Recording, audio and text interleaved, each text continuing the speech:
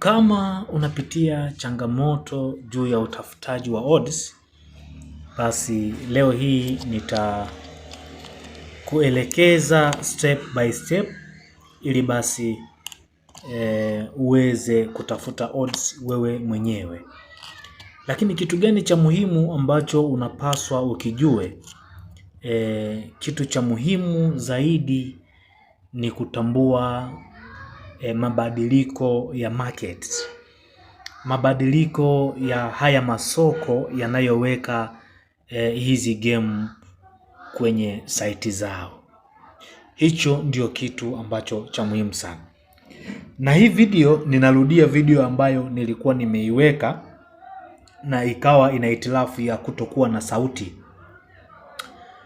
Basi leo nairudia kwa maajili ya kwamba uweze kuelewa sasa kwa maelezo nitakayokupa.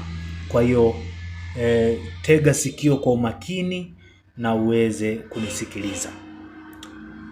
Lakini kabla sijaanza kukuelewesha step by step, lakini pia napenda nikutaarifu kwamba program mpya inaendelea.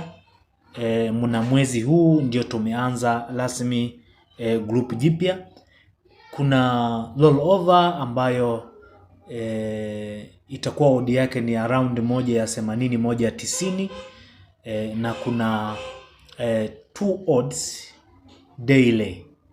Hapo nadhani utakuwa umenielewa vizuri. Basi programu yetu hii itaendelea na baadhi ya mafunzo tutafundisha namna ya kuweza kuziandaa hizi strategy na namna ya kucreate hizi strategy kwa usahihi. Hilo ndio jambo ambalo kwenye program zetu zinaendelea. Sasa twende moja kwa moja eneo hili. Tunapofika hapa tunahakikisha hii button ya 1 up na 2 up iko on kama hivyo. Iko on kama hivyo. Baada ya hapo sasa kipi kinachofuata? Tunatafuta ile favorite odds ambayo sisi tunahitaji kuifanyia uchambuzi. Moja ya favorite odds niliyoiona kwa siku ya leo ni hii hapa, ambayo imekizi kile kigezo ambacho nilichotengeneza kwenye video niliyoposti jana. Hapa nadhani utakuwa unanielewa vizuri sana.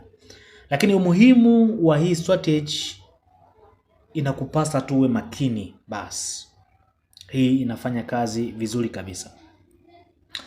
Tunatazama hii odd ambayo iko 163. Sasa kipi ambacho tunapaswa kukitazama kwenye eneo kama hili? Hii odd ikiwa upande wowote, iwe nyumbani au ugenini. Lakini si tu kuanzia odd hiyo, kuanzia odd 150 kwenda hadi 169. Odd hii ukiiona kuanzia 150 hadi 169, hii odd ukiiona, kitu pekee ambacho natakiwa kufanya hapa ni kumchagua mpinzani wake.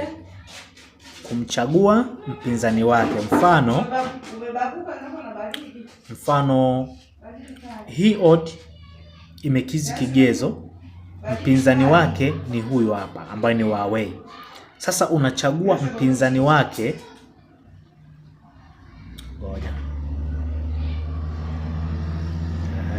Unachagua mpinzani wake, unampatia goli moja kama hivi unavyoona. Unampa goli moja mpinzani wake. Yaani ukiona tu ile odd, tafuta mpinzani wake umpatie goli moja. Sawa? Sasa ngoja niangalie nyingine. Naona hapa kuna nyingine hii hapa. Lakini hii wameweka kwenye 1 up 2 up na nini. Kwa hiyo hizi unaachana nazo, unafuata zile ambazo ziko single, hazijawekewa 1 up wala 2 up. Sawa, hapa kuna hii hapa. Hii haijakizi kigezo, maanake unaachana naye. Maana natakiwa uwe makini pia. Yes, hapa kuna hii hapa. Naiona hiyo. Hii imekizi kigezo, maanake sisi Aze Kamal tunakwenda kumpa goli 1. Hii hapa. Sawa. Very simple. Yani hutumii nguvu kubwa. Very simple. Kuna mwingine huyu hapa, lakini huyu amefika 77. Tunamuacha kwa sababu yuko juu zaidi, juu ya kanuni yetu tunayopaswa kuitumia.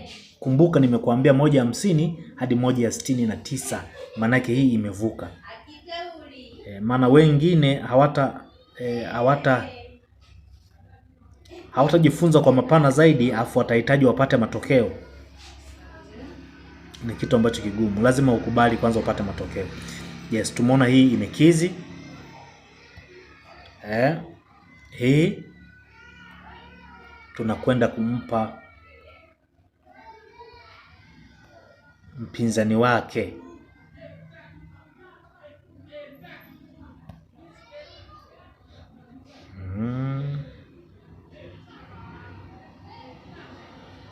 Kwich FC ya sawa. Tumempa mpinzani wake kama hivi ulivyoona jamani. Wale walikuwa wanahitaji sauti kwamba jana mambo hayakuwa sawa, basi hiyo ndio njia bora ambayo utaitumia wewe iweze kukusaidia. Nitaweka utaangalia kwenye description hapo kuna njia ya kukupeleka moja kwa moja kwenye WhatsApp channel, na pia kuna njia ya kupata contact ya WhatsApp. Yani kama unahitaji kunitext WhatsApp, basi utakuta hapo kwenye description. Details zote nimeweka hapo. Thank you so much.